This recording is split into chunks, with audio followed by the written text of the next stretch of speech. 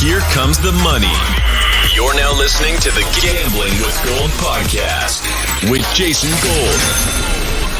Presented by Champions Round.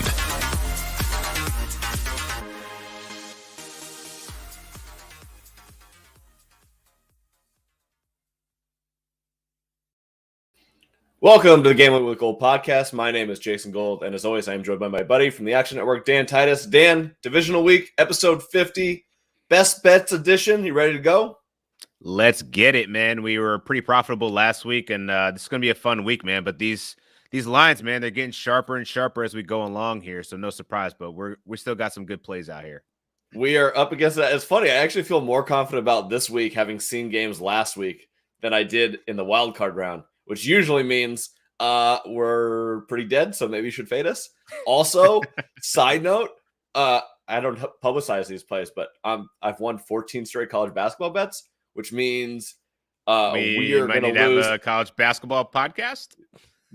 Yes, one, and two, we're going to lose every bet this weekend. I guarantee you. So we're gonna do our best, but it could regression might be in the works here. What was the grossest college basketball game you bet on? Oh, I mean, we talking Iona here, or are we? Let's see. History. I need to go to history. This should be fun. Last 5 games that I bet were VMI -4, Sam Houston State +5 and +4. So wait, Stephen F. Austin -1, UMKC +1, and Arizona -9.5. So the bottom of the barrel is where I'm getting these bets from. So we're full degen mode. It's 2022. It's the year of the degen, in case you guys didn't know. So, right. Super exciting. Let's go through some Champions Round stuff, and then we'll get to our best bets for the divisional round. 7 stakes, Saturday, Sunday, Champions Round app. Answer 7 questions. You get the chance to win some awesome gear if you finish in the top 3. We're giving stuff away like a Joe Burrow jersey and a Josh Allen jersey. We also got Shaq Barrett, JPP, a couple others. So those will be awesome. Go enter those now. And then also, if you leave an App Store review for Champions Round, we are going to give away a Dak signed football sometime this weekend. So go ahead and enter that. DMS a confirmation screenshot of that App Store review, and you are automatically entered to win. All right. Saturday morning, Cincinnati at Tennessee. Line currently at 3.5, although I did see a 3 earlier this week. We'll talk about that a little bit later. Over under right now is set at 47.5. Dan, we still leaning on the Titans here? I'm still leaning on the Titans. The D and the O-line questions for Cincinnati to me is going to be the difference maker.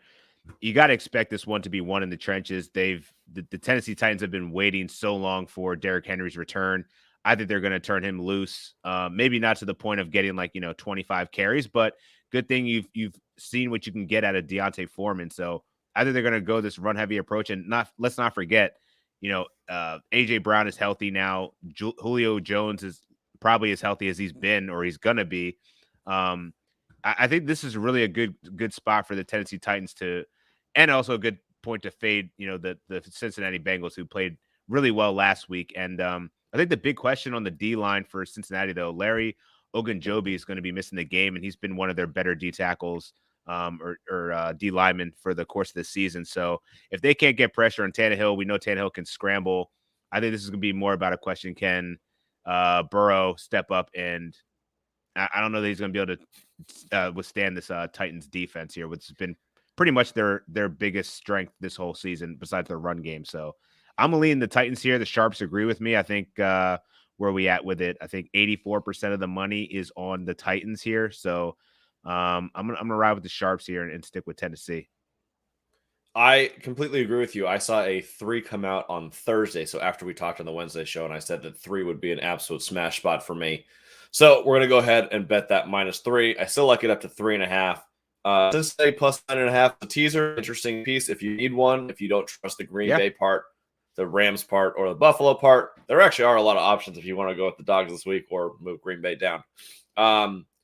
I do like the under 47.5. I think it'll be very low scoring. I like Tannehill over rushing yards. I anticipate this will come out at about 9.5. Like that one. He usually gets moving in the game. And Julio over receiving, I think, is going to be really depressed market given how much output he's had during the season. I think he has a chance to have a really good game on Saturday. So I'll go Julio over receiving as long as it's below. I think like my number probably would be like 52.5. Anything under that, I'll definitely bet the over. If it's over, probably more of a stay away for me. My score prediction for the game, I'll give these out for every game this week. Why not? Tennessee 24, Cincinnati 17. I think they get it done in the trenches. I think that Derrick Henry and that offense extends the game, makes it really slow, keeps Joe Burrow off the field. And I think this Tennessee front line is going to get through the Cincinnati offensive line. A lot of sacks on Burrow, a lot of quick throws. Maybe a spot where you want to add, Mixon over receiving, a lot of dump offs potentially. That might be, I don't think they're going to be able to throw the ball down the field that much. I also like Tyler Boyd under receiving yards. I think that this is going to be Boyd and Chase, it's going to be T. Higgins and Chase if they're going to be going down the field.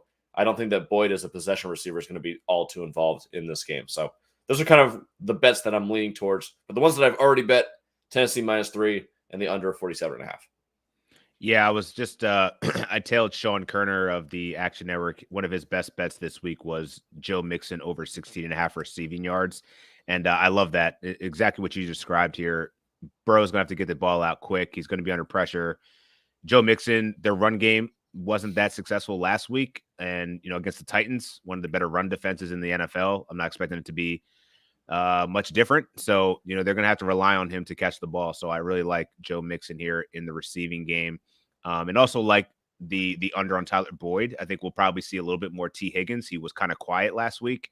Obviously, we know Jamar Chase is going to draw a lot of attention, and he's still probably going to be peppered with targets. But I think that kind of leaves a combination of CJ Uzomah and Tyler Boyd to be not as active. God, I love CJ. CJ, who's your mama? What a great tight end. I actually like betting his over props too. I'm not sure about in this game, but last week would have been very, very profitable. Let's go over to Saturday. What do you think about the under of Nick Westbrook? How do you say his last name? Akine, yeah. Yeah, now that Julio Jones is back and A.J. Brown, you got to feel like he's probably going to be seeing a lesser target share as well. Do you have the number? His number is sitting at 25.5, and I see 28.5 out there actually too. So I'd probably take the under on that. I probably like the under there too, and I saw that one of your guys over the Action Network was on the Jeff Swaim over. I think it's like 16.5 receiving yards or something like that. It's an interesting dart throw, and they probably work together. Right. So interesting point. Don't hate either of those. All right, let's move over to Saturday night. San Francisco at Green Bay. Green Bay currently -5.5 in the market. Total is set at 47. 44% of the bets, 68% of the money is on the 49ers here, and 54% of the bets and 51% of the money is on the over. We liked the Packers earlier in the week. San Francisco seems to be getting some really good injury news here. Looks like Nick Bosa definitely going to play. As I made my whole point on Wednesday, concussions don't matter in the playoffs, so he'll be eligible to play. He'll play. Jimmy G, shoulder's still definitely hurt, but he's definitely going to give it a go and play. We don't know the severity of that injury, and his fingers also, like we said, it's going to be really cold in Green Bay. Might not be able to get that arm really loose. With Jimmy G, you're always going to get the same thing. As long as he's accurate with the ball, they'll be fine, but he's going to throw it to the linebackers once or twice for Green Bay. Just a matter of how much that will impact the course of the game. I really, really like, after thinking about this all week, I really like the over 47. I think there's going to be a lot of points in this game. Green Bay and San Francisco offensively get after it, and I think that they both defensive have deficiencies where this line at 47 is way too low for me. I think this should be closer to 50.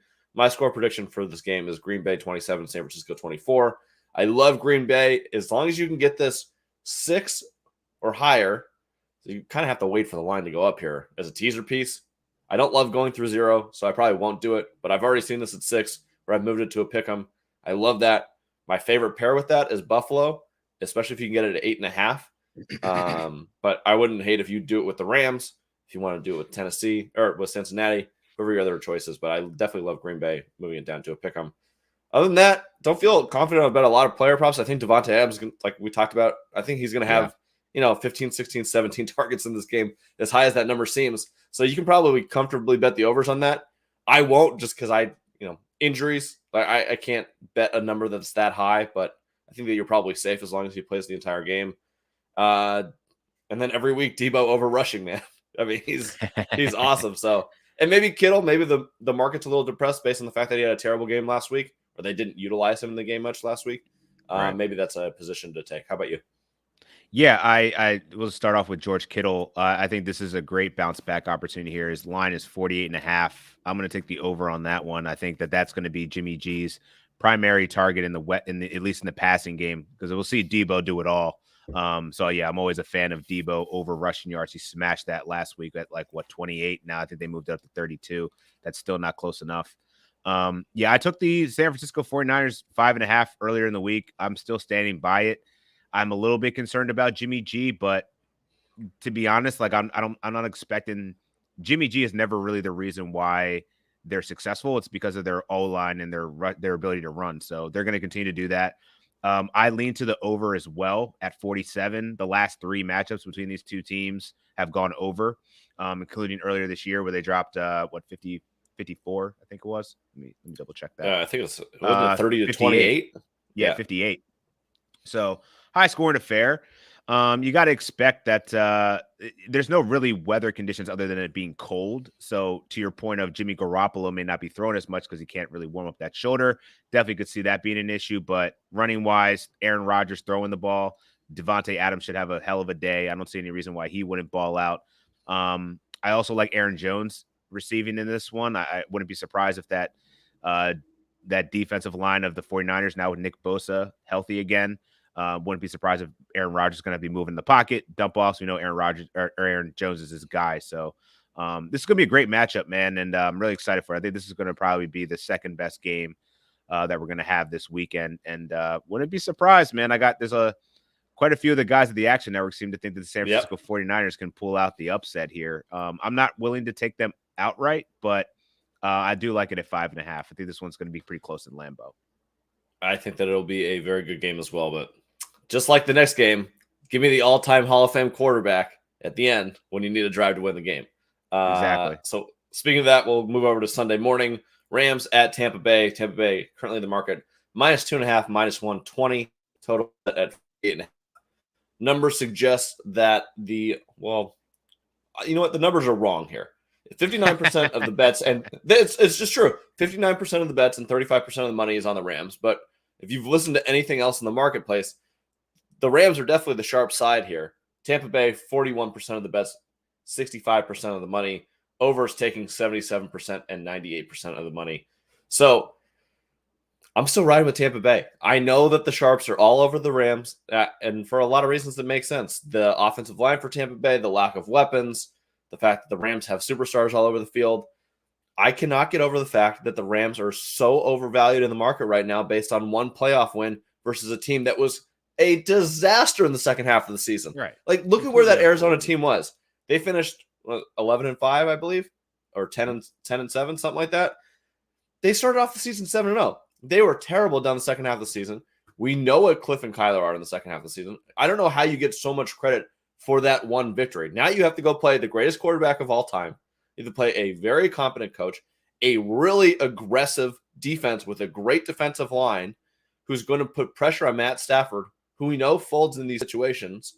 And you have Tom Brady, who, if anyone's going to dissect this Rams defense and understand what his liabilities are on the outside and on the offensive line and make corrections, it's going to be him.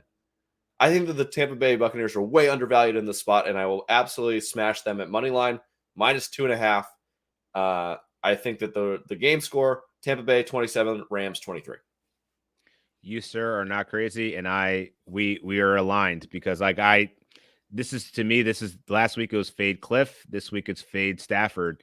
Stafford's thrown. He threw a league-leading 17 interceptions this year, tied with Trevor Lawrence. He threw for 41 touchdowns, but when this guy plays against real competition, you get the real Stafford. In 9 road games, he threw an interception in 7 of them. I don't know that this guy is going to be able to. Now, it's going to be in a competitive game, sure. Yeah. The offensive line questions for the Tampa Bay Buccaneers, you got to address it. Christian Wirfs, if he's not going to be out there, he definitely looked hobbled and challenged last week. But the Eagles weren't that good, and they still managed to put up 31 points. I'm still confident that this is Tom Brady, and I'd rather bank on Brady at home than Matt Stafford on the road, being that he hasn't really proven anything. And this Rams team really hasn't proven anything in terms of this. I think that they've played some very good games. They were a solid team this year, but they have disappeared at times. And this is going to be one of the hardest games that they've faced in weeks. And this is definitely not the Arizona Cardinals here. So they're going to have to play up to this. I'm expecting this one to go under, mainly because, I think we'll see both of these defenses probably keep the quarterbacks in check for a time. But ultimately, I'm gonna bank on Tom Brady here to get it done. All right. I like it too. I love for this game we'll have to see if Fournette's going to play or not. But whoever the starting running back is for Tampa Bay, over receptions, over receiving yards for sure. A lot of checkdowns coming in this game. I could actually bet for Fournette and Gio Bernard, to be honest with you. Kind of also great. I think potentially the Gronk over here. I think the middle of the field is going to be the softest spot for them. I think that Evans going on the outside probably not going to be as good of a connection as it was last week. Any props stand out to you? Gronk anytime touchdown, I feel like is the one that's just been cashing as of late. I'd also look at Mike Evans anytime touchdown. I think those guys are really going to be the ones that are going to be the beneficiaries in the red zone. Also looking at, Cooper Kupp, you got to expect that he's going to get a ton of targets here. I see his receiving prop at 8.5 at plus money. I'm going to go the over on that one. 9 receptions against a leaky secondary, that could certainly be had. We've seen the emergence of Odell Beckham a little bit more in the offense and Van Jefferson, but Cooper Kupp's going to be the one that's going to be the guy. So 9 receptions at plus money. Give me that all day. How do you feel about the Rams as a teaser piece? 2.5 to 8.5. I love it. So that was going to be my next thought was before we got into the Buffalo game, but tease up the Rams to 9 and then tease up the Buffalo Bills to 7.5. That's my main teaser here because while I bet Tampa Bay -3, this one could be close. I feel like there's also a chance that, the Rams could come correct here, but I feel a little bit better about teasing them up to 9, paying that margin. And then on the Bills side, if they want to pull in the upset, awesome. But I think they could definitely keep it within 7.5 as well. So it's a nice hedge with the middle. If you like Tampa Bay and you want to pair the Rams with Buffalo, who we both think is a really great teaser spot. You're getting 3, 4, 6, 7, 8. So all key numbers, all great places to be. Right. Big middle spot for you. And probably a likely one given how close this game's going to be. So I do like that too if you want to use the Rams and you're a big believer in the Rams. Actually, I prefer to do the Rams at 8.5 than the 2.5 or money line just because you're going up against Brady. Yeah. That's fair. All right. Let's move over to Sunday Night Football. Buffalo currently in the market +2 over under 54.5.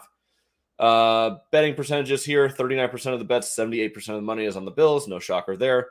75% of the bets, 58% of the money is on the over. Looks like the over some places down to 53.5, which is kind of surprising a little bit, given that I thought that the public would bet the crap out of this over.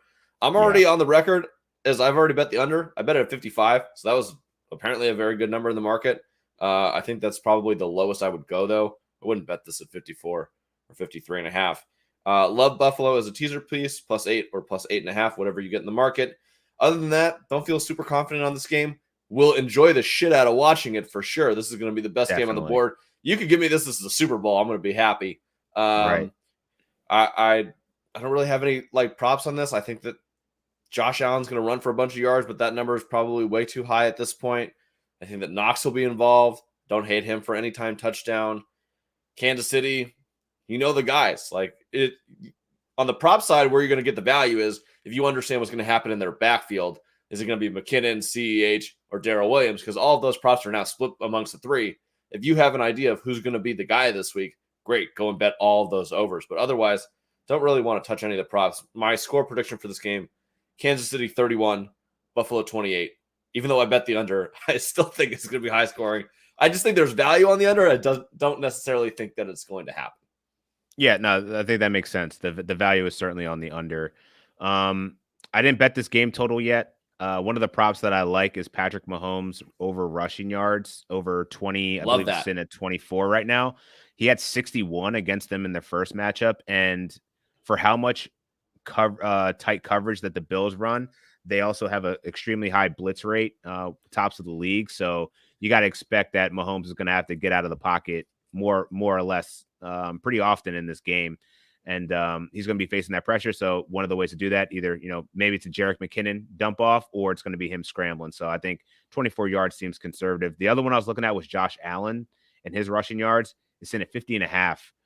And I kind of want to bet that over, man. It's high, but that's like getting in the Jalen Hurts territory. But I feel like the Chiefs are also going to be able to get pressure on him. And he almost did 50 yards on the first play last game. And, the New England defense is definitely no slouch. So I kind of want to go both QB rushing overs here and live a little bit.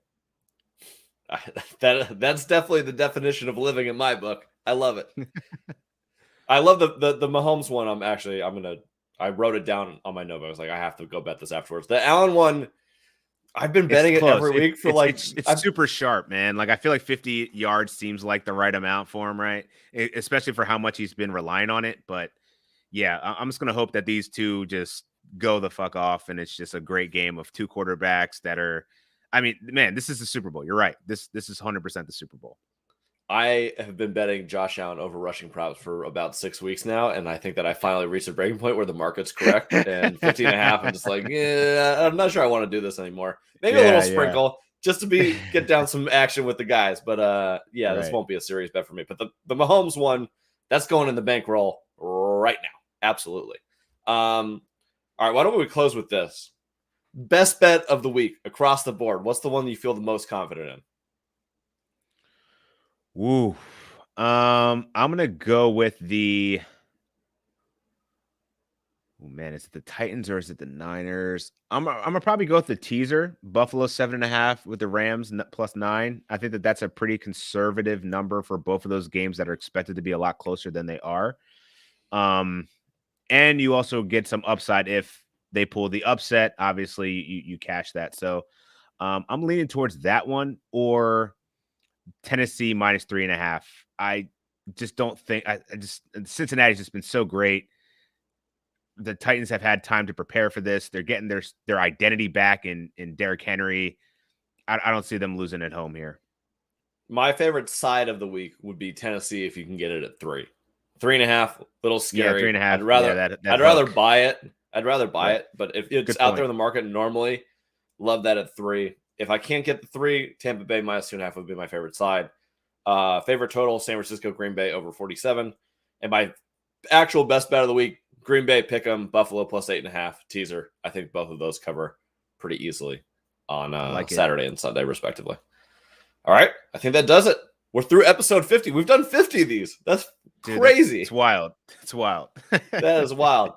Thanks everyone to watching. We got 4 more shows for the rest of the season. Then we get into NFL draft stuff, off season, maybe some NBA stuff. The gambling never stops, baby. Just because football goes away. No, we got to keep sprinkling. Stop. Yes, got to keep sprinkling all around. All right, until next Tuesday. Good luck with your bets, everybody. Dan, we'll be following you on your NBA bets at Action Network. As always, see you later. Yes, sir.